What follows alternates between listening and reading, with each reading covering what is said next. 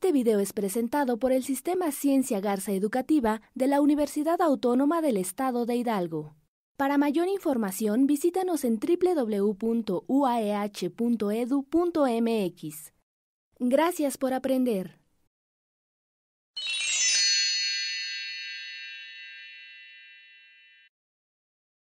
Antes que nada, deseo enviarles un cordial saludo, sea cual sea el momento del día o de la noche que nos estén viendo. El propósito de este video es hacer una introducción a lo que es la nanociencia y la nanotecnología, con la finalidad de aclarar algunas ideas, difundir la idea principal de lo que es la nanotecnología y su influencia sobre nuestra vida cotidiana, y pues tratar de desmitificar algunas de las cosas que se creen en algunas ocasiones respecto a lo que hace o investiga la nanotecnología. En este sentido, bueno, me presento a ustedes como el doctor Arturo Hernández Hernández. Actualmente soy el coordinador de la licenciatura en Ingeniería en Nanotecnología y pertenezco al Cuerpo Académico de Sistemas Energéticos y Materiales Avanzados. Bien, para poder hablar de nanociencia y nanotecnología, tenemos que tratar de aclarar antes lo que se refiere a escala nano. Básicamente ese prefijo es el que nos va a dimensionar en las escalas en las cuales trabajamos, las dimensiones a las cuales tratamos de llegar en la fabricación y manipulación de la materia, con la finalidad de construir materiales que puedan innovar cualquier tecnología que ya exista o incluso generar nuevas tecnologías. Bien, pues la escala nano se sustenta en la palabra nano, que proviene del griego, que significa enano. Este prefijo viene o es utilizado en el Sistema Internacional de Unidades y es equivalente a un factor de 10 a la menos 9. En este caso, cuando nosotros hablamos de nano en nanotecnología, principalmente nos estamos refiriendo a dimensiones de longitud, es decir, a los metros. 10 a la menos 9 metros. Es cuando estamos hablando de nanómetros. ¿Ok? Pero esto no es fácil de vislumbrar para nosotros. Es una idea que no es fácil de visualizar qué significado tiene decir 10 a la menos 9 metros. Nosotros quisiéramos compararlo con algo que nos sea más asequible, algo que nos sea más cotidiano. Por ejemplo, aquí tenemos una hormiguita a la cual, bueno, podríamos tratar de compararla con la escala nano. Bien, pues en este sentido, una hormiga, un bichito, digamos promedio, porque existen diversas variantes, pero una hormiga en promedio tiene una escala de dimensiones de unos 5 millones de nanómetros. Eso a lo mejor para nosotros, bueno, ya empieza a tomar un poco de sentido, de forma tal que lo podamos considerar dentro de las escalas que nosotros podemos comprender.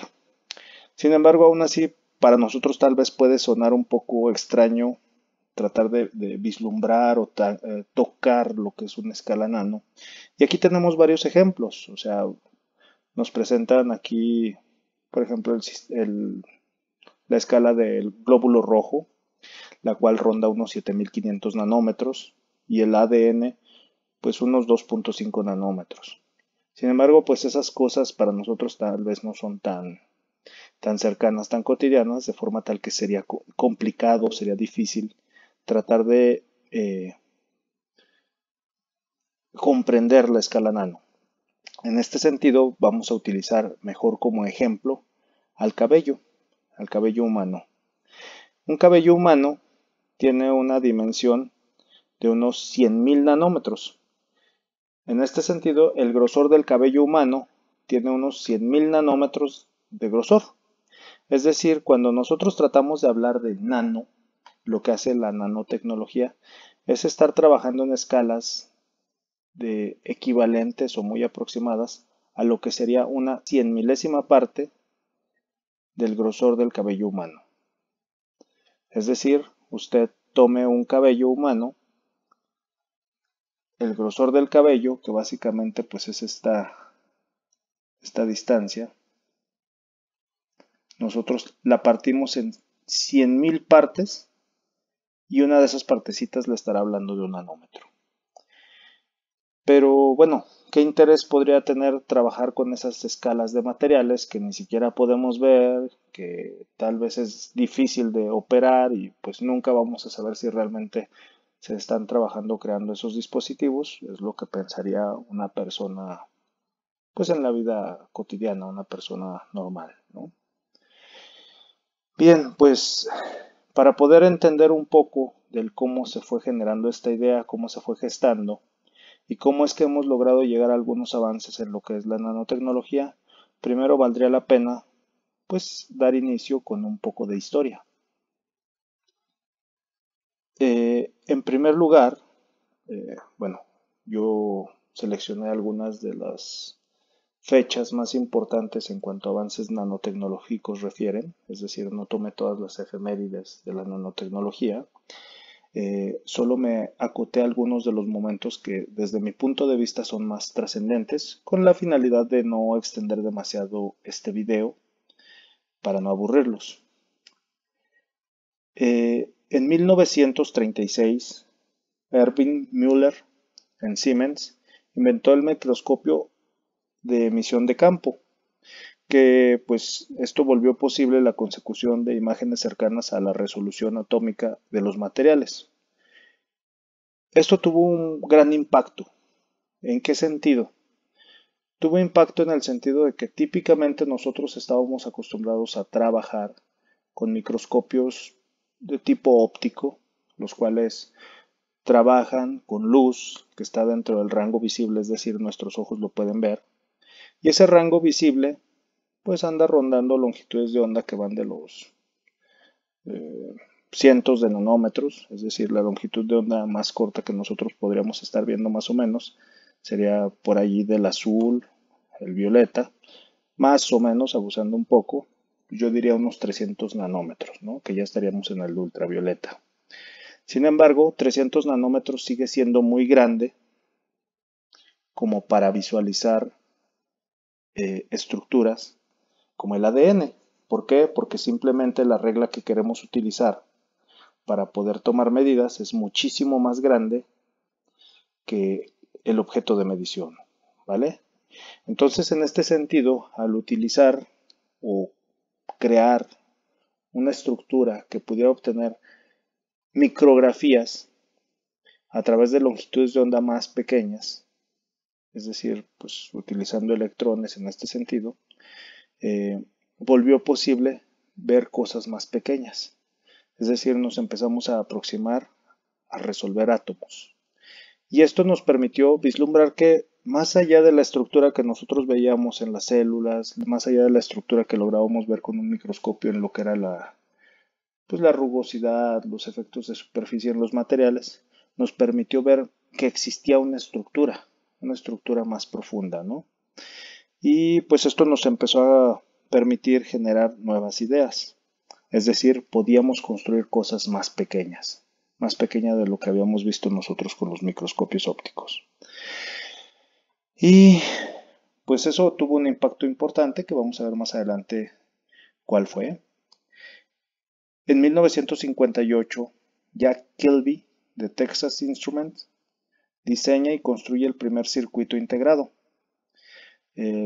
Posteriormente, él recibiría el premio Nobel en el año 2000 por esta aportación y pues esto también tuvo un gran impacto.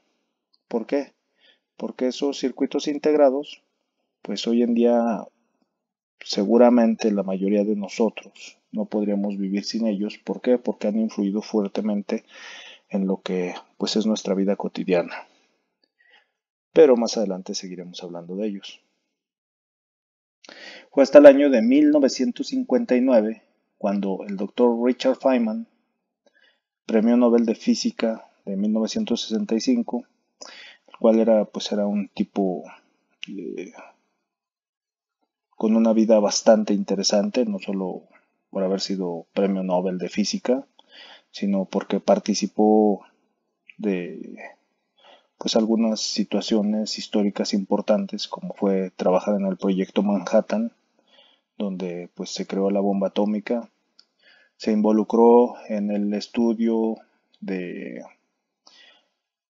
pues por ejemplo, el incidente del Challenger, donde una misión espacial sufrió un accidente que causó la explosión de esa nave, de ese cohete, y finalmente pues a él le encomendaron investigar cuál había sido el origen de ese problema, qué es lo que ocasionó esa explosión, y pues realmente es destacado por la calidad de las notas, las clases que él tenía, la forma de explicar la física, la pasión que tenía, y pues en su vida pues, digamos que se volvió un tipo bastante interesante debido a que tenía una forma de vivirla lejos de lo que era el estereotipo típico de un físico, ya que él era, digamos, era un tipo que le gustaba la fiesta, le gustaba tocar bongos en un grupo de música tropical,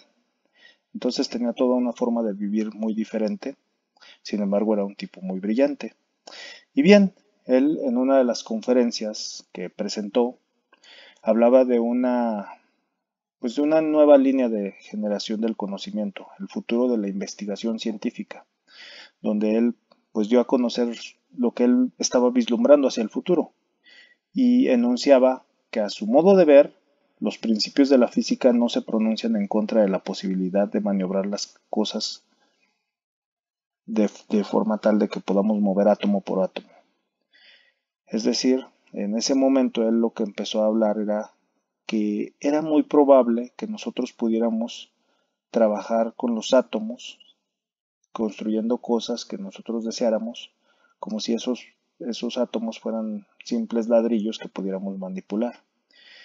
¿Y esto por qué? Pues porque él trabajó mucho tiempo en física de partículas, hizo muchas aportaciones tanto a la física de partículas como a la mecánica cuántica, y pues lo que sabemos es que realmente en el fondo de la materia existe mucho espacio, es decir, entre el núcleo de un átomo y el primer electrón que está pues por allí girando en torno a una nube electrónica, existen distancias enormes para la escala de las partículas. Es decir, hay mucho espacio disponible del cual pues él proponía que pudiera hacerse uso. Él proponía que pudiéramos utilizar esos átomos y construir cosas que nosotros requiriéramos para resolver problemáticas de nuestra vida cotidiana. Así es que, pues, estas ideas repercutieron en la generación de lo que es la idea de la nanotecnología. En 1974, Norio Taniguchi, de la Universidad de Ciencias de Tokio, acuña el término nanotecnología en el marco dimensional a escala atómica. ¿Sí? Digamos, él fue, pues, de alguna manera el padre del término nanotecnología.